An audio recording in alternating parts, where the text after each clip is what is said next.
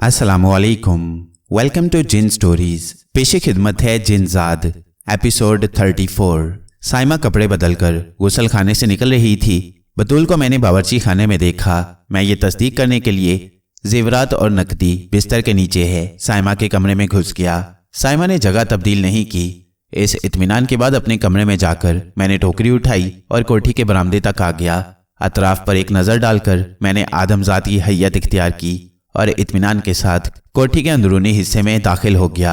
साइमा के पूछने पर कि इतनी देर क्यों लगी, मैंने कहा बेगम साहिबा बाजार में भीड़ बहुत थी।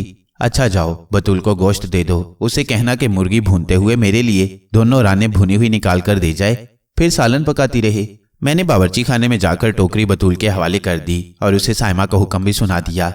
मुझे मालूम है छोटी बेगम साहिबा भुना हुआ गोश्त ही खाती हैं, बतूल ने कहा और मुझे बताने लगी कि मैं सबसे पहले साइमा के कमरे की सफाई कर दूं, फिर कुछ और करूं।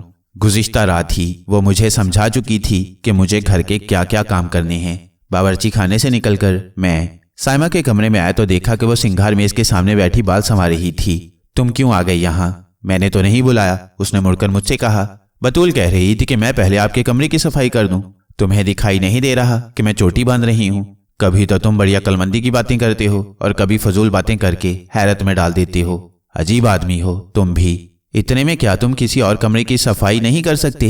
वैसे भी मेरा कमरा बिल्कुल साफ पड़ा है, कल करना सफाई। जी अच्छा बेगम साहिबा, मैंने कहा और उसके कमरे से निकल आया। साइमा जैसी आदमजादियां मैंने कम ही देखी थी।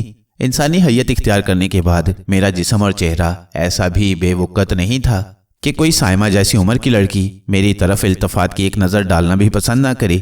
मेरे अंदाजे के मुताबिक साइमा के फितरी तकाजे हसूल दौलत और आसाइशों की नज़र हो गए थे, या फिर कोई और वजह थी जो अभी तक मेरे इल्म में नहीं आ सकी थी। मुझे उसकी नज़र इल्तफात की ज़रूरत नहीं थी, अगर होती भी तो वो मुज़ाहमत न कर पाती, लेकिन उसके रवैये से ख्वामखा मुझे एहसास कमतरी सा महसूस होता। मैं ड्राइंग रूम की सफाई कर रहा था कि एकदम होशियार खबरदार का शोर बुलंद हुआ। मैं ड्राइंग रूम से बाहर आ गया। खबरदार, कोई भी अपनी जगह से हिलने की कोशिश न करे। मैंने थानेदार की आवाज़ सुनी। वो बरामदे की सीढ़ियां चढ़कर ऊपर आ रहा था और उसके हाथ में पिस्तौल था। दाएं बाएं बंदूक के संभाले पुलिस वाले भी थे। मैं आगे बढ़कर बोला, क्या हुआ जनाब थानेदार साहब? डाका तो रात को पड़ा था, रात ही को डाकू फरार भी हो गए थे। अबे कैसा डाका और कैसे डाकू? तेरे मालिक से बड़ा डाकू और कौन होगा? तू भी उसी का पढ़ाया हुआ सबक सुना रहा है मुझे। थानेदार ने मुझे डांटा और फिर एक सिपाही को इशारा किया। ये भी डाके की साजिश में शरीक मालूम होता है, गिरफ्तार कर लो इसे। मैं अरे अरे ही करता रह गया और एक पुलिस वाले ने मुझे फौरन हथकड़ियां पहना दी। थानेदार की इस बेजा बहादुरी पर मैं दिल में बहुत हंसा। आम हालात में शायद मैं थानेदार की इस हमाकत को नजरअंदाज कर देता, लेकिन था तो एक जिनजाद, कब तक आदमजादों के हाथों कदम कदम पर जिल्लत बर्दाश्त करता रहता। मुझे गिरफ्तार करने का थानेदार के पास कोई मुनासिब जवाब नहीं था। मुझे गुस्सा इस बात पर आया कि मैंने ही तो उसे बहादुर खान बनने का ये मौका फराहम किया और उसने सबसे पहले मुझी पर अपनी बहादुरी की धाक बिठाई। इस शोर शराबे की आवाज़ें सुनकर उधर तो साइमा बरामदे तक आई, इधर मैं हथकड़ी छोड़ छाड़ कर गायब हो गया। वो सिपाही जो हथकड़ी की जंजीर थामे साथ चल रहा था चीख उठा, सर जी मुजरिम फरार हो गया। थानेदार जो बरामदे में पहुंच चुका था मुड़कर जोर से बोला, क्या बकवास करता है? कौन फरार? ये आप लोगों ने क्या हंगामा खड़ा कर दिया है? साइमा ने थानेदार की बात काट दी। आप दोबारा किस लिए आ गए? किसी ने आपको गलत खबर दे दी होगी कि हमारी कोठी में दोबारा डाका पड़ रहा है। अभी बताते हैं बेगम साहिबा, थानेदार तंजिया लहजे में बोला। अभी दूध का दूध और पानी का पानी हुआ जाता है। पहले मेरे सिपाही आपके इस चालबाज मुलाजिम को तो पकड़ लें जो हथकड़ी पहनाए जाने के बावजूद गायब हो गया। वो मुझे कोई आदि मुजरिम लगता है। ये किसी ऐसे वैसे मुजरिम का काम नहीं हो सकता कि आहनी हल्के से अपना हाथ निकाल कर भाग जाए। होना हो वो फरार होकर आपके शौहर महमूद हसन को कोठी पर छापा पड़ जाने की खबर देने गया होगा। मगर मैंने भी कच्ची गोलियां नहीं खेली, उम्र गुजार दी है पुलिस के महकमे में। थानेदार साहब, मेरी नजर में तो कुछ नहीं आ रहा कि आप ये किस तरह की बातें कर रही हैं। साइमा की आवाज से अब फिक्रमंदी जाहिर होने लगी। कहीं आप हमारे मुलाजिम मकसूद की बात तो नहीं कर रहे? वो तो अंदर किसी कमरे की सफाई कर रहा होगा। बतूल भी इस अरसे में घबराई साइमा के साथ आ खड़ी हुई थी। साइमा उससे बोली, जरा देख तो मकसूद कहाँ है? रहने दे बस, थानेदार ने कहा। ये आप सब लोगों की मिली भगत मालूम होती है। उसी वक्त मैंने थानेदार से सरगोशी की, तुम क्यों फजूल में वक्त बर्बाद कर रहे हो? उस मुलाजिम से तुम्हें क्या लेना देना? मेरे कहने पर तुम यहाँ माल बरामद करने आए हो कि अपना रोब जमाने? उस मुलाजिम को खुद मैंने ही यहाँ से गायब करके अंदर कोठी में पहुंचा दिया है। अगर तुमने उसे हाथ लगाया तो ये तुम्हारे हक में अच्छा नहीं होगा, समझे कि नहीं? मेरा लहजा ताकीदी था। थानेदार के चेहरे का रंग बदल गया। उससे जरा से फासले पर एएसआई जमान अली खड़ा था। उसने थानेदार को मुखातिब किया, क्या हुआ सर? इससे पहले कि थानेदार जवाब में कुछ कहता, मैं वहां से कोठी के अंदर चला गया और फिर इंसानी हैयत में तेज तेज चलता हुआ बाहर निकल आया। मुझे देखते ही एक सिपाही चीख उठा, सर जी, मफरूर मुजरिम वो रहा। बकवास ना करो, थानेदार ने सिपाही को डांट दिया और सिपाही अपना सा मुंह लेकर रह गया। मेरी आवाज सुनकर थानेदार पर जो खौफ गालिब आ गया था उससे के जेरे असर दब गया।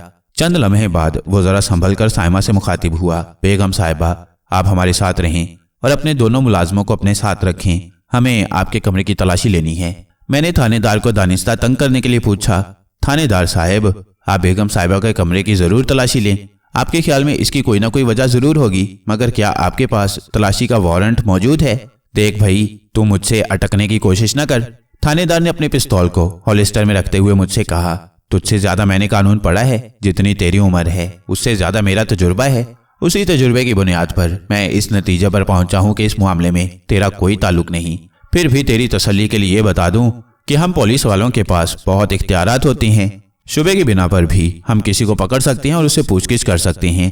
इसके अलावा अगर हमें शक हो जाए कि कोई भी शख्स कानून के रखवालों को गलत राह पर डालकर माली फायदा उठा रहा है तो हम उसका तोड़ भी जानते हैं। तुम्हारे मालिक महमूद हसन ने पहले डाके की रिपोर्ट लिखाई, फिर तफ्तीश के वक्त भी ये बयान दिया कि डाकू 50,000 रुपए नकदी और जेवरात की शक्ल में लूट कर ले गए हैं। उनका बयान हमारे पास मौजूद है, जिन पर उन्होंने दस्तखत भी किए हैं। महमूद हसन ने गलत रिपोर्ट लिखाई और झूठा बयान दिया जो कि जुर्म है, लेकिन आप इस इल्जाम को किस तरह साबित कर सकते हैं? मैंने ये सवाल करके थानेदार को तलाशी पर उकसाया। अभी साबित हुआ जाता है, चलें अंदर, थानेदार बोला और फिर उसने सिपाहियों को अपने पीछे आने का इशारा किया। साइमा, मैं और बतूल सिपाहियों के हल्के में अंदर पहुंचे। थानेदार सीधा साइमा के कमरे में घुस गया। बेगम साहिबा, अब आप खुद ही अपनी मसहरी का गद्दा हटाकर जेवरात और नकद रकम हमारे हवाले कर दें, थानेदार ने साइमा से कहा। साइमा बोझल कदमों से आगे बढ़ी और मसहरी पर बिछा हुआ गद्दा उलट दिया। गद्दे के नीचे एक दरी थी। दरी के दरमियान जेवरात के 2 डिब्बे और नोटों की गड्डियां फैली हुई थीं। चल भाई जमान अली, माल बरामद हो गया। रब नवाज, तू भी इधर आजा। आप एक तरफ बैठ जाएं बेगम साहिबा और हमें ज़ाब्ते की कार्रवाई पूरी करने दें। थानेदार ने कुर्सी घसीटी और मसहरी के करीब बैठ गया। 2 अदद सोने के कड़े, 1 पौंची, 1 हार नग लगा हुआ, 3 अंगूठियां, 1 नथ और थानेदार जेवरात की तफसील लिखवाता रहा। साइमा सिंघार मेज के करीब एक कुर्सी पर बैठी थी और उसका चेहरा फक था। वो बेचैनी के आलम में बार बार पहलू बदल रही थी। मैं उसके करीब ही खड़ा था। मैंने धीमी आवाज में साइमा को मुखातिब किया, घबराने की कोई बात नहीं बेगम साहिबा, इसमें आपका तो कोई कसूर नहीं। आपने तो वही किया होगा जो साहब ने आपसे कहा होगा, लेकिन ये पुलिस वाले मुझे इस जुर्म में पकड़ कर ले गए तो क्या होगा? साइमा ने अपने अंदेशे का इजहार किया। जो बात भी है आप साफ साफ थानेदार को बता दें, इस तरह आप पर कोई इल्जाम नहीं आएगा। मैंने उसे दानिस्ता ये मशवरा दिया। साइमा के चेहरे से उलझन और तशवीश का इजहार होने लगा, जैसे उसे किसी फैसले तक पहुंचने में दुश्वारी हो रही है। अभी उसकी उम्र ही क्या थी, उसने दुनिया ही कितनी झेल ली थी। जिन हालात से वो 2-4 थी उसके लिए गैर मामूली ही रहे होंगे।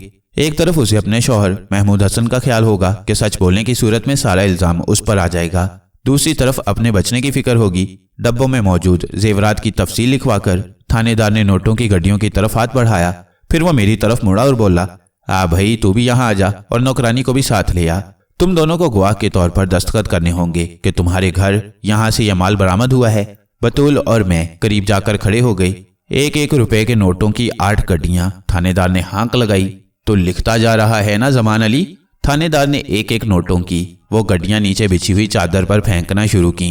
ये 1, ये 2 और 3। जमान अली कागज के एक पैड पर तेजी से पेंसिल घसीटता रहा। अब ये कार्रवाई जारी थी कि महमूद हसन के भेजे हुए मुलाजिम एक कबाड़ी को अपने साथ लिए वहां पहुंच गए। 2 पुलिस वाले उन्हें साइमा के कमरे में ले आए। वो हैरान परेशान से कमरे का मंजर देखने लगे। पुलिस वालों ने थानेदार को बताया कि वो कौन लोग हैं और क्यों आए हैं। थानेदार ने उन मुलाजमों से कहा, जब तक कार्रवाई मुकम्मल नहीं हो जाती कोई सामान यहाँ से इधर उधर नहीं होगा। तुम लोग वापस जाओ और अपने मालिक को फौरन यहाँ भेज दो। अगर मैं यहाँ ना मिलूं तो उनसे कहना कि वो थाने आ जाएं। उन्होंने आने में देर की तो ये उन्हीं के लिए बुरा होगा। मैं उनकी बेगम को भी उनके जुर्म में बराबर का शरीक होने की बिना पर हवालात में बंद कर सकता हूँ। मुलाजिम आपस में चहमगोइयां करने लगे। उसी वक्त कबाड़िया बोल उठा, थानेदार जी, मुझे तो ये लोग सामान का सौदा करने साथ लाए थे, मैं बिल्कुल बेकसूर हूँ, मुझको जाने दें। मुझे हरगिज ये पता नहीं था कि ये लोग मुझसे चोरी के सामान का सौदा कर रहे हैं। ऊंची दुकान, फीका पकवान, आइंदा कभी इधर आ जाऊं तो जो चोर की सजा वो मेरी, इसे जाने दे। थानेदार ने सिपाहियों से कहा। कबाड़िया इस तरह सर पर पैर रखकर भागा कि एक लम्हे को भी और वहां रुक गया तो थाने की हवा खानी पड़ जाएगी। मैंने महमूद हसन के मुलाजमों को मुख्तसर सूरत हाल से आगाह कर दिया और वो भी थानेदार से इजाजत लेकर चले गए। वो कार्रवाई जो 15-20 मिनट में पूरी हो सकती थी, थानेदार ने उसमें बहुत देर लगा दी। मेरे अंदाजे के मुताबिक शायद उसने ऐसा जानबूझकर किया था। जिस चादर में जेवरात और नकदी थी उसे बांधकर थानेदार ने सील कर दिया। बरामद होने वाले माल की फहरिस्त पर जमान अली ने मेरे और बतूल के दस्तखत ले लिए। उसके बाद थानेदार ने सहमी हुई साइमा को मुखातिब किया। जी बेगम साहिबा, ये बताएं कि आपके पहले बयान को सच समझा जाए या कोई नया बयान देना चाहती हैं? बयान थाने चलकर देंगी कि यहीं सब कुछ सच सच उगल देंगी? साइमा ने रहम तलब नजरों से मेरी तरफ देखा तो मैंने थानेदार से कहा, थानेदार साहब, बेहतर यह है कि साहब को आ जाने दें। बेगम साहिबा ने जो कुछ भी किया है उन्हीं के कहने पर किया है, इसमें इनका कोई कसूर नहीं। यही तो मैं भी कह रहा हूं कि जुर्म में बराबर की शरीक ये भी हैं, केस तो इन पर भी बनेगा, ये किस तरह बच सकती हैं? थानेदार कहने लगा। फिर उसकी सरशत ऊद कर आई। मैंने उसकी पेशानी पर बल पड़ते देखे। वो मुझे घूर कर बोला, तू क्यों वकील बना हुआ है भाई? लगता है कि मेरी नरमी से तू कुछ ज्यादा ही फायदा उठा रहा है। क्या मैंने तुझसे कुछ पूछा था कि तू बोल पड़ा? मैं क्या किसी के बाप का नौकर हूं कि यहाँ बैठकर तेरे साहब के आने का इंतजार करता रहूं? वाह भाई वाह, ये भी खूब रही। नेकी कर और दरिया में डाल, जरा किसी को ढील दे दो तो वो सर पर ही चढ़ने लगता है। दोपहर हो गई और अभी तक मैंने खाना भी नहीं खाया। शराफत का तो जमाना ही नहीं रहा। ये कहते हुए वो कुर्सी से उठ खड़ा हुआ। इससे पहले कि थानेदार मजीद अपनी असलियत पर उतरता, मैं बोल उठा, जनाबे मोहतरम किबला थानेदार साहब, खाने की भी आपने भली फिक्र की। हम खादिम आखिर किस लिए हैं? आप तशरीफ तो रखें, अभी गर्मा गर्म रोटियां और भुनी हुई मुर्गियां आ जाती हैं। मैं देख चुका था कि खाना पीना थानेदार की कमजोरी है। मैंने इसीलिए उसकी दुखती रग पर हाथ रखा था। क्यों भाई जमान अली, क्या ख्याल है? थानेदार नरम पड़ गया। ठीक है सर, अगर ये इतनी ही जिद कर रहा है तो खाना खाकर चलते हैं। जमान अली, थानेदार का मिजाज शनास मालूम होता था। ये समझ ले भाई कि ज्यादा देर नहीं लगनी चाहिए, मुझसे ज्यादा देर भूख बर्दाश्त नहीं होती। थानेदार मुझसे बोला, आप फिक्र न करें जनाब, बस यूं गया और यूं आया। मैंने चुटकी बजाई, फिर साइमा की तरफ मुड़ा। बेगम साहिबा, पैसे दे दें। सिंगार मेज पर साइमा का हैंडबैग रखा था। उसने हैंडबैग खोलकर कई बड़े नोट मुझे दे दिए। रब नवाज, तू भी इसके साथ चला जा, सामान ज्यादा होगा, इसे परेशानी होगी। थानेदार ने एक मातिहत से कहा, चांद खान होटल वाले से मेरा नाम ले देना ताकि वो रान्ने देखभाल कर दे। हाँ सुनो, मुर्गी का गोश्त कम हो तो अपने लिए बकरे का भुना हुआ गोश्त ले लेना। थानेदार ने ख्वामखा अपने मातिहत रब नवाज को मेरे साथ कर दिया, वरना मैं वापसी में ज्यादा देर न करता। मैं खाना लेकर लौटा तो थानेदार ने ड्राइंग रूम में डेरा जमा लिया था। साइमा के कमरे को बंद करके उसने ताला डाल दिया था। कोठी के सदर दरवाजे पर 2 सिपाही तैनात थे। साइमा और बतूल को कोठी के अंदर नकलो हरकत की आज़ादी मिल गई थी। ड्राइंग रूम में थानेदार और पुलिस वालों के लिए खाने पीने का बंदोबस्त करके मैं अंदर चला गया। साइमा बावर्ची खाने के सामने एक कुर्सी पर निढाल सी बैठी थी। बतूल बावर्ची खाने में काम में लगी हुई थी। आप इतनी क्यों परेशान हैं बेगम साहिबा? साहिब को आ जाने दे, सब ठीक हो जाएगा। मैंने साइमा को समझाया। साइमा ने भराई हुई आवाज में कहा, मैं तो ये सोच रही हूँ मकसूद कि इस मुसीबत के वक्त अगर तुम ना होते तो क्या होता। थानेदार तो मुझे थाने ले जाने की धमकियां दे रहा था। पता नहीं तुम्हारे साहब कब तक आएंगे और फिर ना जाने क्या होगा। थानेदार कहीं उन्हें पकड़ कर ना ले जाए। साहब को आप मुझसे ज्यादा जानती हैं, उन्होंने एक दुनिया देखी है। वो इस मामले को किसी न किसी तरह संभाल लेंगे। अल्लाह करे ऐसा ही हो। इंशाअल्लाह ऐसा ही होगा, आप मुतमईन रहें।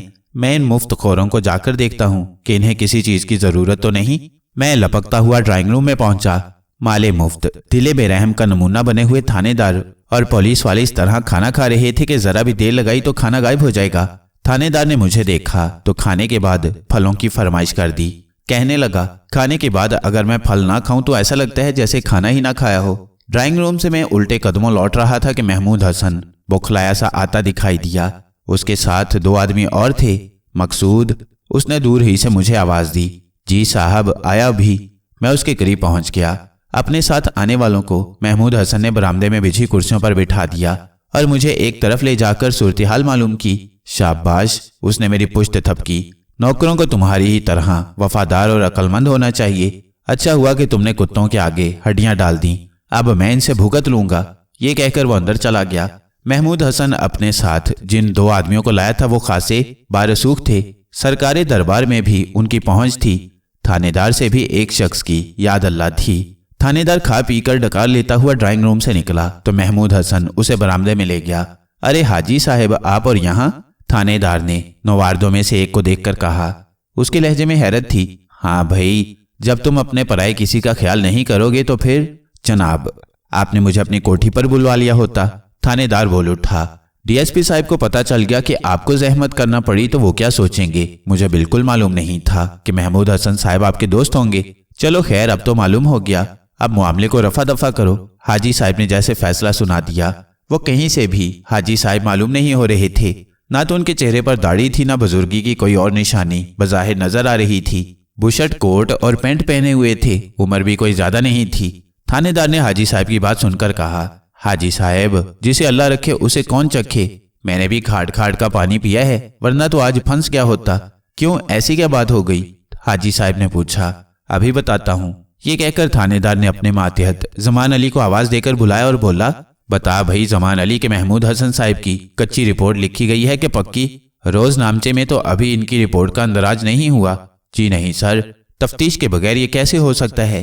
آپ کے حکم کی خلاف ورزی کیسے ممکن ہے سر؟ زمان علی نے فوراً جواب دیا۔ تو اس کا رپورٹ یہ ہوا کہ میری رپورٹ ہی نہیں لکھی گئی؟ محمود حسن بولا۔ رپورٹ لکھ کر کیا اپنی گردن پھنسانی تھی جناب؟ اوپر والوں کو میں کیا جواب دیتا کہ میرے تھانے کی حدود میں اتنا بڑا ڈاکہ پڑ گیا اور میں مجرموں کو نہیں پکڑ سکا؟ آپ کو پتہ نہیں جناب کہ ہم لوگوں کو کتنا پھونک پھونک کر قدم رکھنا پڑتا ہے۔ تھانے دار نے اپنی صفائی پیش کی۔ حاجی صاحب کے برابر جو دوسرا شخص بیٹھا تھا وہ کہنے لگا، بھائی محمود حسن، اب تم اس معاملے کو یہیں ختم کر دو تو بہتر ہے۔ ہاں اور کیا؟ حاجی صاحب نے بھی گردن ہلائی۔ بھول جاؤ کہ تم نے کوئی رپورٹ لکھوائی تھی۔ آپ کا یہی مشورہ ہے تو پھر ٹھیک ہے۔ محمود حسن نے آخر ہتھیار ڈال ہی دیے۔ بس تو پھر معاملہ ختم؟ حاجی صاحب نے تھانے دار کو مخاطب کیا۔ آپ کا حکم سر آنکھوں پر حاجی صاحب۔ یہ کہتے ہوئے تھانے دار نے سائمہ کے کمرے کی چابی اپنی جیب سے نکال کر محمود حسن کے حوالے کر دی۔ اسی کے ساتھ انہوں نے زمان علی سے لے کر وہ فہرست بھی پھاڑ دی جس میں زیورات اور نقدی کی تفصیل لکھوائی تھی۔ پھر وہ محمود حسن سے بولا، جناب اب آپ بے فکر ہو جائیں، تھانے جا کر میں آپ کی لکھائی ہوئی کچی رپورٹ بھی پھاڑ دوں گا۔ میں برآمدے کے اندرونی دروازے سے لگا کھڑا تھا۔ مجھے یہ خوشی تھی کہ محمود حسن کی سازش کامیاب نہیں ہو سکی۔ وہ عیار اگر 420 کے کیس میں پھنس جاتا تو کوئی نہ کوئی راستہ نکال ہی لیتا۔ ابھی تو اس کی کوٹھی میں مجھے یہ دوسرا دن ہی تھا، رات تو پھر آنے والی تھی۔ پہلے تو تھانے دار اپنے سپاہیوں کو لے کر رخصت ہوا، پھر حاجی صاحب نے کہا، اچھا تو محمود حسن اب ہم بھی چلتے ہیں۔ یہ کیسے ہو سکتا ہے؟ چائے تو پی کر جائیں۔ محمود حسن نے یہ کہہ کر مجھے مخاطب کیا، جاؤ اچھی سی چائے۔ حاجی صاحب نے بات کاٹ دی، نہیں میں دوپہر کے وقت چائے نہیں پیتا، اب چلنے ہی دو، تمہاری وجہ سے ایک ضروری کام چھوڑ کر آیا ہوں۔ پھر تو میں آپ کو نہیں روکوں گا، محمود حسن نے کہا۔ حاجی صاحب اٹھ کر کھڑے ہوئے۔ دوسرا شخص بھی انہی کے ساتھ تھا۔ وہ دونوں اپنی موٹر میں بیٹھ کر چلے گئے۔ سائمہ کے اجاڑ چہرے کی رونق لوٹ آئی۔ رات ہونے تک محمود حسن کی خوابگاہ کی صفائی ہو گئی اور نیا فرنیچر آ گیا۔ اس نے اپنی دکان سے ملازموں کو دوبارہ بلوا لیا تھا۔ مجھے بھی ان کے ساتھ کام کرانا پڑا۔ رات کو جب محمود حسن کھانا کھا کر چائے پی رہا تھا تو سائمہ سے بولا، آج کا دن بہت ہی برا گزرا۔ واقعی، سائمہ نے گردن ہلائی۔ اللہ ہی دور رکھے ان پولیس والوں سے، میں تو گھبرا ہی گئی تھی۔ بندر بھبکیاں دیتے ہیں یہ پولیس والے، تھانے دار کو تم دیکھتی تو حیران ہو جاتی۔ حاجی صاحب کے سامنے بالکل بھیگی بلی بن گیا تھا۔ محمود حسن نے یہ کہہ کر تائیدی نظروں سے میری طرف دیکھا۔ کیوں مقصود، تم تو موجود تھے اس وقت؟ بالکل بیگم صاحبہ، ساری اکڑفوں نکل گئی تھی اس کی۔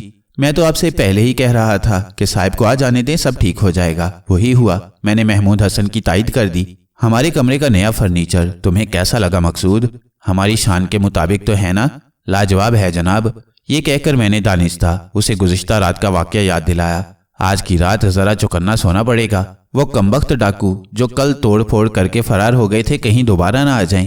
چند لمحوں کو محمود حسن کے چہرے پر ایک رنگ سا آ کر گزر گیا۔ اس سے پہلے کہ وہ کچھ کہتا، سائمہ بول اٹھی، مجھے تو اکیلے کمرے میں سوتے ہوئے ڈر لگ رہا ہے۔ آپ کہیں تو میں اپنے کمرے میں بطول کو سلا لوں؟ مقصود تم بھی عقل سے بالکل پیدل ہو۔ محمود حسن مجھ پر گرم ہو گیا۔ تمہیں اس منحوس واقعے کا ذکر کرنے کی کیا ضرورت تھی اس وقت؟ میں نے تو جناب احتیاطاً یہ بات کہہ دی تھی، میرا مقصد کچھ اور نہ تھا۔ زیادہ قابلیت نہ بھگارا کرو، آدمی کو اپنی اوقات دیکھ کر منہ کھولنا چاہیے۔ محمود حسن نے گرگٹ کی طرح رنگ بدل لیا۔ جاؤ اپنے کمرے میں۔ जब देखो सर पर सवार खड़े रहते हो, जरूरत हुई तो घंटी बजाकर बुला लूंगा। किसी ने ठीक ही कहा है कि नौकरों को ज्यादा मुंह नहीं लगाना चाहिए। मैं खामोशी के साथ वहां से चला आया। अगर एक मजलूम आदमजादी की मदद करना मेरा मकसद ना होता तो महमूद हसन का सारा बड़बोलापन खाक में मिला देता। बाद में जो भी होता किसी तरह भुगत ही लेता। मुझे भी अब आदमजादों के दरमियान रहते हुए खासे दिन हो गए थे। एक से एक टेढ़े आदमजाद से वास्ता पड़ चुका था। महमूद हसन लाख अलग मिजाजो अंदाज का सही था तो आदमजाद। अपने कमरे में आकर मैंने ठंडे दिल से इस मामले पर गौर किया। जज्बात की धुंध में बाज़-औक़ात हक़ाइक़ छुप जाती हैं। मैंने इसीलिए महमूद हसन के रवैये को पसे पुश्त डाल दिया। मेरे सामने कई राहें थीं और मुझे फ़िलहाल किसी एक राह का इंतखाब करना था। रात का सन्नाटा फैलने से पहले मैं एक नतीजे पर पहुंच ही गया। मैंने दानिस्ता इंसानी हैयत तर्क नहीं की और दबे कदमों अपने कमरे से निकल आया। जिनजाद बनने में मुझे देर ही कितनी लगती। बतूल मुझे बता चुकी थी कि मुलाजमों को किसी ज़रूरत से रात के वक्त बुलाने के लिए कोठी के दाएं पहलू की तरफ एक दरवाज़ा खुला रखा जाता है। मैं उसी भिड़े हुए दरवाजे को खोलकर कोठी के अंदर दाखिल हुआ। छोटी सी एक राहदारी अबूर करके मैं एक दीवार की आड़ में हो गया। ये वो हिस्सा था कि जहां सैयद बादशाह की चौखट थी। खिलाफे मामूल कुछ ही फासले पर मुझे एक साया सा मुतहरिक नजर आया। वो साया चौखट ही की तरफ बढ़ रहा था। मैं सांस रोके हुए अपनी जगह खड़ा रहा। मेरी आंखें अंधेरे से मानूस होती जा रही थीं। चंद ही लम्हे बाद हल्की सी आवाज़ सुनाई दी, जैसे कोई दरवाज़ा खोला गया हो। मैंने आड़ से निकल कर देखा तो वो साया चौखट अबूर करके कोठरी में दाखिल हो गया। फिर मैंने ऐसी आवाज़ सुनी जिससे जाहिर होता था कि कोठरी के दरवाजे को अंदर से बंद कर लिया गया है। मेरे जहन में एक ख्याल बिजली के कौंधे की तरह लपका और मैं पंजों के बल दौड़ता हुआ महमूद हसन की ख्वाबगाह तक पहुंचा। उसकी ख्वाबगाह में हस्बे मामूल हल्के नीले बल्ब की रोशनी फैली हुई थी, लेकिन मसहरी पर महमूद हसन मौजूद नहीं था। एक और मुअम्मा, मेरा जहन उलझ गया। अगर वो साया महमूद हसन ही का था तो वह उस कोठरी में रात के वक्त क्या करने गया था। सैयद बादशाह की चौखट से वाबस्ता तमाम बातें मुझे याद आने लगीं। इसी के साथ ये भी याद आया कि महमूद हसन ने गुज़िश्ता रात पीर मंगू की किसी माई का जिक्र भी किया था। मेरे जहन में उसके अल्फाज गूंजने लगे। मैं समझ चुका हूं कि तू कोई खबीस रूह है। तेरी बू मुझे महसूस हो गई है। तुझे यकीनन उसी हुर्राफा ने भेजा होगा जो पीर मंगू की माई कहलाती है। मैं अभी तुझे तेरी खबासत का मजा चखाता हूँ। इसी के फौरन बाद महमूद हसन ने कोई अमल पढ़ना शुरू कर दिया था। ये अलग बात है कि मैंने उसे अमल पूरा न करने दिया, लेकिन इसमें कोई शक नहीं कि पीर मंगू की माई कोई ना कोई थी जरूर। इसके अलावा ये भी कि महमूद हसन और उस माई के दरमियान किसी मामले पर कोई चपकलिश भी चल रही थी। मैंने सोचा, तो क्या महमूद हसन इस वक्त सैयद बादशाह की कोठरी में कोई शैतानी अमल पढ़ने गया है? अभी मैं यही सोच रहा था कि चौंक उठा। मैंने कहीं दूर से आती हुई किसी के कदमों की चाप सुन ली थी। गुज़िश्ता रात भी महमूद हसन से उलझकर मुझे कुछ हासिल न हुआ था। बस इतना ही तो हुआ कि मैंने उसे उसकी खुदसरी का मजा चखा दिया। असल मामला तो अपनी जगह रहा। उस पर औच्छा हाथ डालना फजूल ही होता। पहले यह जरूरी था कि मैं उसके बचकर निकलने की तमाम राहें मसदूद कर दूं। जल्दबाजी की सूरत में यह भी इम्कान था कि मेरा राज खुल जाता। फिर वो मुझे लम्हे भर को भी अपनी कोठी में बर्दाश्त न करता। सैयद बादशाह की कोठरी से इतनी जल्दी वापसी से मैंने यही नतीजा निकाला कि महमूद हसन वहां किसी और ही सबब से गया होगा। करीब आती हुई कदमों की चाप महमूद हसन के सिवा और किसकी होती। मैं उसी के लिए फौरन वहां से गायब हो गया। अब इंसानी हैयत इख्तियार किए रखना मेरे लिए खतरनाक होता। मैंने ये अंदाज़ा तो पहले ही लगा लिया था कि सैयद बादशाह की कोठरी में मेरा कोई हमजिन्स मौजूद नहीं। अगर वहां कोई होता तो अब तक जाहिर हो जाता। पहले मैं इसी अक़दे को हल करने वहां पहुंच गया। महमूद हसन की ख्वाबगाह वहां से दूर थी, फिर भी मैंने उजलत से काम ना लिया। चौखट के सामने जाकर मैं वक्त गुजरने का इंतजार करता रहा कि इस अरसे में महमूद हसन सो जाए। इसी के साथ एहतियात के तौर पर गहरे गहरे सांस लिए कि अगर वहां उस वक्त कोई जिनजाद हो तो मुझे उसकी बू आ जाए। मैंने कोई बू महसूस न की और मुतमईन हो गया। कुछ वक्त गुजर गया तो मैंने कोठरी के दरवाजे पर हल्का सा दबाव डाला। दरवाजा हल्की सी चिड़चिड़ाहट के साथ खुल गया। अंदर अंधेरा था। हम जिनजाद अंधेरे में भी चीजों को वाज़े तौर पर देख सकते हैं। कोठरी बिल्कुल खाली थी, वहां कुछ भी नहीं था। एक बात मैंने खास तौर पर महसूस की कि वहां गर्दो गुबार नहीं था, जैसे उसकी सफाई की जाती रही हो। सामने ही छोटे से एक आतिशदान के ऊपर बदहैयत सा एक मुजस्मा रखा हुआ था। चारों तरफ दीवारें थीं। अल्लाह का नाम लेकर मैं कोठरी में दाखिल हुआ। उस बदहैयत मुजस्मे को करीब से देखने के लिए मैं आगे बढ़ा कि वहां उसे देखने के सिवा और कुछ था भी नहीं। मैं जैसे ही आतिशदान के पास पहुंचा, रोशनी का झमाका सा हुआ। इसी के साथ नामानूसी एक आवाज इतनी जोर से उभरी कि सारी कोठी गूंज उठी। मुझे अगर महमूद हसन के बेदार हो जाने का अंदेशा ना होता तो हरगिज वहां से ना भागता। एक लम्हे भी वहां मजीद रुके बगैर अपने कमरे में आ गया और इंसानी कालब इख्तियार कर लिया। भागते भागते मैंने कोठरी का दरवाजा बंद कर दिया था। कोठरी के अंदर से चीखों पुकार की आवाजें आने लगी। मेरे कमरे का दरवाजा अंदर से बंद था और बत्ती बुझी हुई थी। कुछ ही देर गुजरी होगी कि मुझे यूं लगा कि कोई इसी तरफ दौड़ता हुआ आ रहा है। इसके बाद कमरे के दरवाजे पर जोरदार दस्तक हुई। कौन है? मैंने चंद लम्हे बाद खौफजदा सी आवाज में जोर से पूछा। दरवाजा खोलो, कोई बाहर से चीखा। ये महमूद हसन की आवाज थी। अभी खोलता हूँ साहिब। मैं जल्दी से उठा और बत्ती जलाकर दरवाजा खोल दिया। क्या कर रहे थे तुम? महमूद ने मुझे घूर कर पूछा। सो रहा था जनाब, मैंने जवाब दिया। फिर बोला, बिजली की घंटी बजाकर मुझे बुला लिया होता जनाब, मैं खुद हाजिर हो जाता। मुझे खुद इसलिए आना पड़ा कि तुम बहरे हो। नहीं तो जनाब, ऐसी तो कोई बात नहीं, मुझे तो सब कुछ साफ साफ सुनाई देता है, मैंने कहा। दरवाजे पर दस्तक सुनकर मैंने शायद दरवाजा खोलने में ज्यादा देर नहीं लगाई। मैं खूब समझ रहा था कि उस अय्यार शख्स ने मुझे घंटी बजाकर क्यों नहीं बुलाया। यकीनन वो ये देखना चाहता था कि मैं अपने कमरे में हूं कि नहीं। कोठी में इतना हंगामा होता रहा और तुम बेखबर सोते रहे। महमूद हसन चुपती हुई आवाज में बोला। क्या आज रात भी कोठी में डाकू घुस आए थे जनाब? मैंने सहमी हुई सी आवाज में दरियाफ्त किया। जहन्नुम में झोंको डाकुओं को और मेरे साथ आओ, ये कहकर वो जाने के लिए पलटा। सर्दी है जनाब, जरा चादर ओढ़ लूं। मैंने बिस्तर से चादर उठाई और उसे ओढ़कर महमूद हसन के साथ चल दिया। महमूद हसन मुझे साथ लिए सीधा साइमा के कमरे में आ गया। साइमा के कमरे ही में बतूल फर्श पर बिस्तर बिछाकर सोई थी। उसकी हालत गैर थी। साइमा के चेहरे पर भी हवाइयां उड़ी हुई थीं। कोठी में अब वो तेज गैर मानूस आवाज सुनाई नहीं दे रही थी जिसकी वजह से ये सारा हंगामा हुआ था। एक गिलास पानी दो मुझे, महमूद हसन ने मुझे हुक्म दिया। साइमा की ख्वाबगाह में पानी मौजूद था। मैंने जल्दी से गिलास में पानी लाकर दे दिया।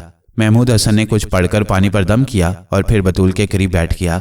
बतूल के हाथ पैर अकड़े जा रहे थे और आंखें चढ़ी हुई थीं। इसे सहारा देकर उठाओ, महमूद हसन ने मुझसे कहा। दम किया हुआ पानी पीकर हैरत अंगेज तौर पर जरा ही देर में बतूल की हालत संभल गई। साइमा बेगम, तुम्हें मालूम है कि ये सब कुछ क्यों हुआ? महमूद हसन अपनी बीवी से मुखातिब हुआ। ये तो आप ही जान सकती हैं। मैं किस तरह ऐसी बातें समझ सकती हूँ? साइमा खौफजदा सी आवाज में कहने लगी।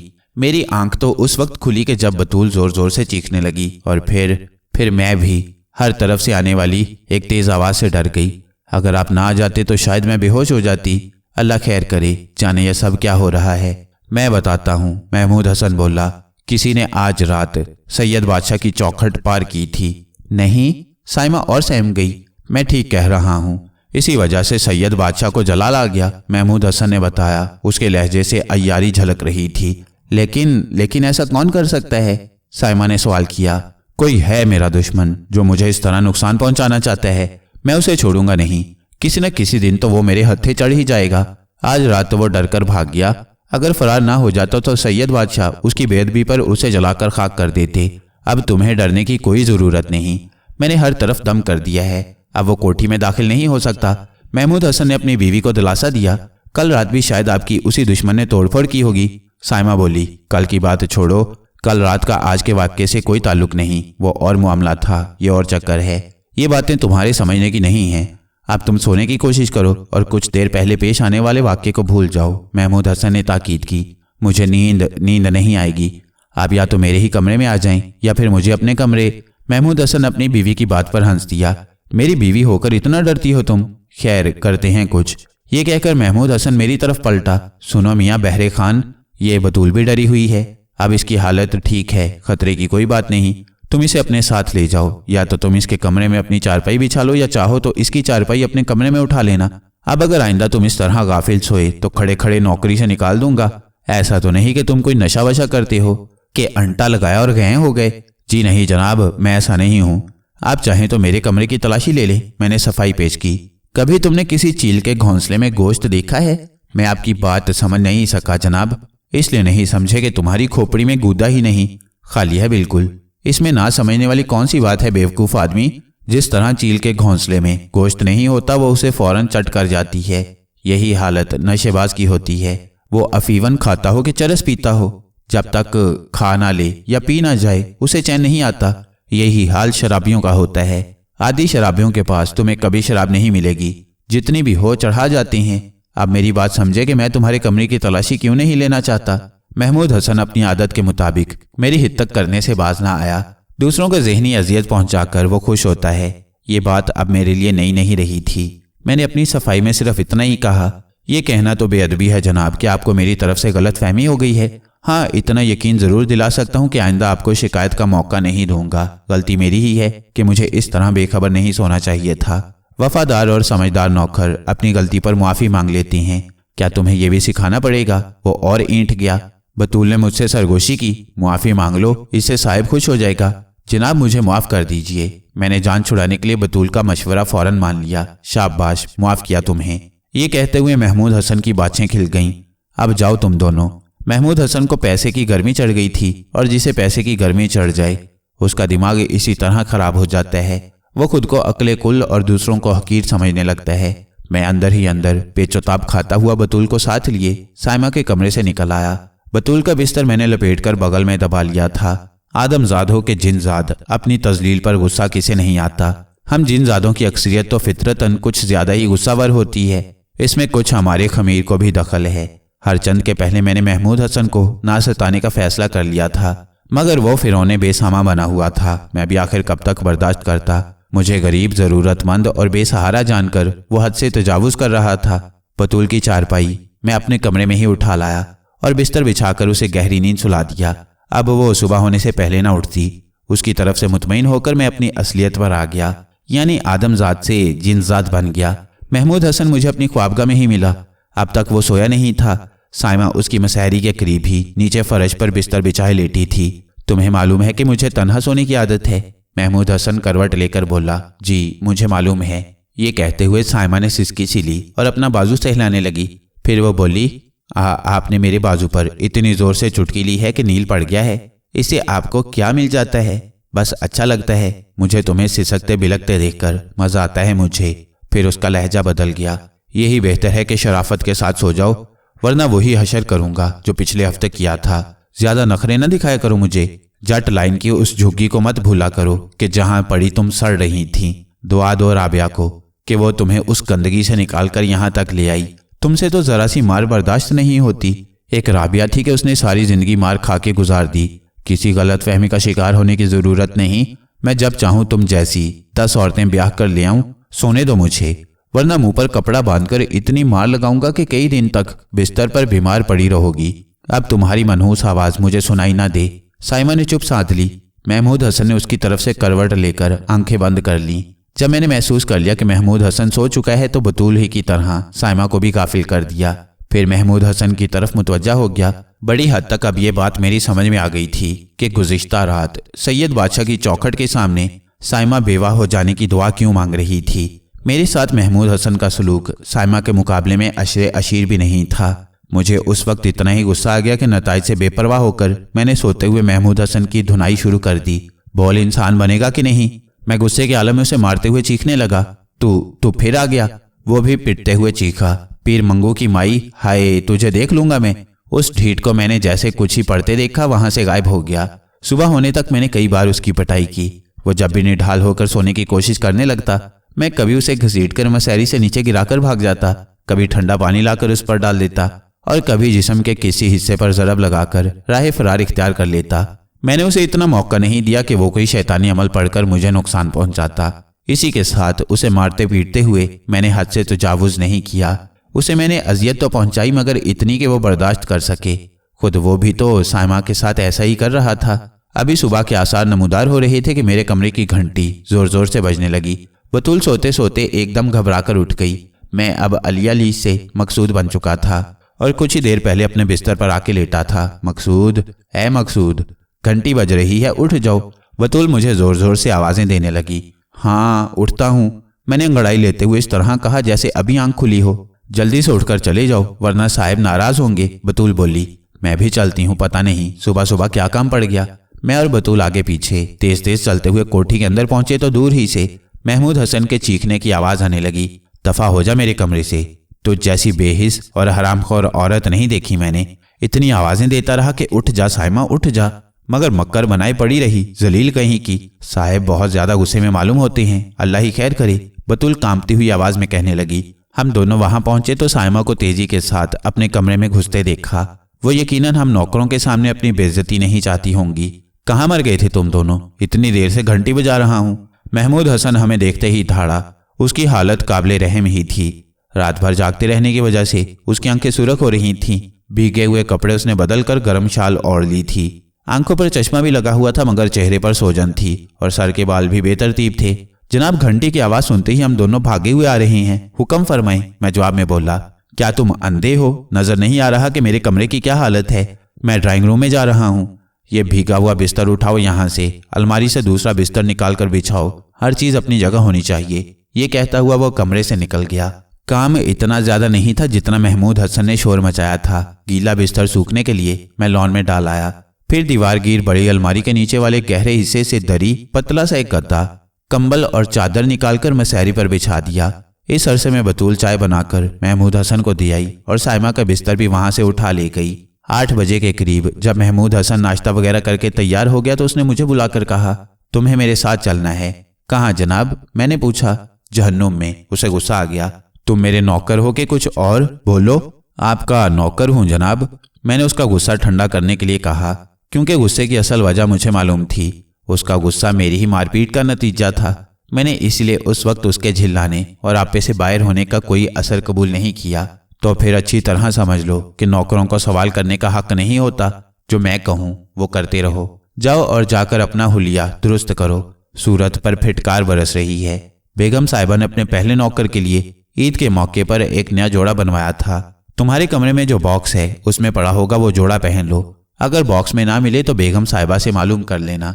मैंने फर्मा बरदारी के इजहार में सर हिलाया और अपने कमरे की तरफ चल दिया। मेरे पीछे पीछे ही बतूल नाश्ता लेकर आ गई और बोली, जल्दी से 2 चारनी वाले पराठे के खाकर चाय पी लो। क्या खबर कब लौटना हो? इतने में तुम्हारे लिए कपड़े निकालती हूँ। मुझे मालूम है कि साहिब कौन सा जोड़ा पहनने को कह रही हैं। वो बड़ी हमदर्द और अच्छी औरत थी। मैंने पराठे से लुकमा तोड़ते हुए उससे पूछा, तुमने भी नाश्ता कर लिया या नहीं? मेरा क्या है, मुझे कौन सा कहीं जाना है? अभी तो मैंने बेगम साहिबा को नाश्ता कराया है, तुम मेरी फिक्र ना करो। बतूल ये कहती हुई एक तरफ दीवार के करीब रखे हुए बॉक्स को खोलकर कपड़े निकालने लगी। बतूल मुझे कपड़े देकर कमरे से निकल गई। जल्दी जल्दी चाय के घोंट भरते हुए मैं सोच रहा था कि ये महमूद हसन आखिर मुझे अपने साथ कहाँ और क्यों ले जा रहा है। कपड़े बदलकर मैं कमरे से निकल ही रहा था कि घंटी बजने लगी। मैं भागम भाग अंदर पहुंचा तो बतूल ने बताया, साहिब अभी बाहर निकले हैं, कह गई हैं कि तुम्हें फौरन बाहर भेज दूं। मैं लपकता हुआ उस कोठी के बरामदे तक पहुंचा तो महमूद हसन को मोटर में बैठते देखा। करीब पहुंचने पर उसने फिर डांट पिलाई, बेवकूफ आदमी, इतनी देर लगा दी, चलो बैठो पीछे, जल्दी करो। दरवाजा खोलकर बैठ भी नहीं सका था कि उसने मोटर स्टार्ट कर दी। मैं सीट पर गिर पड़ा तो वो हंसने लगा। मेरे ख्याल में उसने दानिस्ता ये हरकत की थी, अजियत पसंद जो ठहरा। मालूम होता है कि तुम इससे पहले कभी मोटर में बैठे नहीं, उसने मुझ पर तंज किया। अब ऐसी भी बात नहीं है जनाब, मैंने संभल कर बैठते हुए कहा, मुझे मोटर चलानी भी आती है। क्या कहा? तुम मोटर भी चलाना जानते हो? ये कहकर वो जोर से हंस पड़ा। फिर बोला, तुम हंसाते बहुत हो। अगर आप मेरी बात को झूठ समझ रहे हैं तो आजमा कर देख लें जनाब। यानी तुम ये चाहते हो कि तुम्हें अपनी जगह बिठाकर अपनी मोटर का बेड़ा गर्क कर लूं? खैर, अभी मालूम हुआ जाता है कि तुम कितने पानी में हो। तुम्हें अगर मोटर चलाना आती तो यूं धक्के ना खाते फिरते। ये कहते हुए उसने सड़क के किनारे मोटर रोक ली। फिर बोला, आओ जरा आगे। मैं पिछला दरवाजा खोलकर उतरा तो वो ड्राइविंग सीट छोड़कर बराबर वाली सीट पर बैठ गया। बड़े एतमाद के साथ मैंने अगला दरवाजा खोला और फिर सीट पर बैठते ही मोटर का इंजन स्टार्ट कर दिया, जो महमूद हसन ने बंद कर दिया था। अरे वाह, तुमने तो वाकई इंजन स्टार्ट। अभी महमूद हसन पूरा जुमला अदा न कर सका था कि मैंने मोटर को सड़क पर दौड़ाना शुरू कर दिया। लगता है कि तुम अकल से बिल्कुल ही पैदल नहीं हो। चलो, इसी खुशी में तुम्हारी तनख्वाह मैंने 2 रुपये महीना और बढ़ा दी। तुम भी क्या याद करोगे कि किस सखी से वास्ता पड़ा था। आज के बाद से तुम अब रोज मुझे दफ्तर छोड़ोगे और कोठी वापस लेकर आओगे। तुम्हारे लिए मैं एक वर्दी भी सिलवा दूंगा। मोटर के साथ ड्राइवर भी हो तो जरा शान बढ़ जाती है। बस ये है कि सूरत से तुम कुछ चपक कनाती लगते हो, सो ये मैं गवारा कर लूंगा। आखिर में अपनी फितरत के मुताबिक वो किसी बिच्छू की तरह डंक मारने से न चूका। बोल्टन मार्केट पहुंचकर उसने एक जगह मोटर को रुकवाया तो मैंने कहा, आप तशरीफ रखें जनाब, मैं अभी उतरकर दरवाजा खोलता हूं। मैंने जल्दी से उतरकर उसके लिए दरवाजा खोला। वो मोटर से उतरा और इधर उधर निगाह दौड़ाई। मकसद यही रहा होगा कि किसी ने उसे मोटर से उतरते देखा भी या नहीं, और ये कि उसके साथ ड्राइवर भी है। सुबह का वक्त था, इक्का दुक्का आदमी ही आता जाता दिखाई दे रहा था। उसे शायद अपने मकसद में कामयाबी नहीं हुई, यानी शान दिखाने का मौका नहीं मिला। चलो आओ मेरे साथ, मोटर की चाबी इधर दो। महमूद हसन इस तरह बोला जैसे मुझे डांट रहा हो। मैंने मोटर की चाबी उसे थमा दी और उसके पीछे चलने लगा। वो पुरानी सी एक इमारत थी कि जिसकी पहली मंजिल पर महमूद हसन का दफ्तर था। दफ्तर के सामने पहले ही से एक आदमी को मैंने खड़े हुए देखा। महमूद हसन को उसने झुककर सलाम किया। जवाब में सिर्फ सर हिलाकर महमूद हसन ने अपनी शेरवानी की जेब से चाबियों का एक गुच्छा निकालकर उस आदमी को दिया और बोला, आज मैं ज्यादा देर दफ्तर में नहीं बैठूंगा, मेरी तबीयत कुछ ठीक नहीं है। नीचे जाकर दुकानें खोलो, मतीन आ जाए तो उसे मेरे पास ऊपर भेज देना। और हाँ, ये मेरी कोठी का मुलाजिम है, इसे भी अपने साथ ले जाओ, मकसूद नाम है इसका। मतीन से भी कह दूंगा कि इसे खाली ना बैठने दे। तुम भी इसे मुफ्त की रोटी ना तोड़ने देना, समझे कि नहीं? जी हजूर, समझ गया, हुक्म की तामील होगी।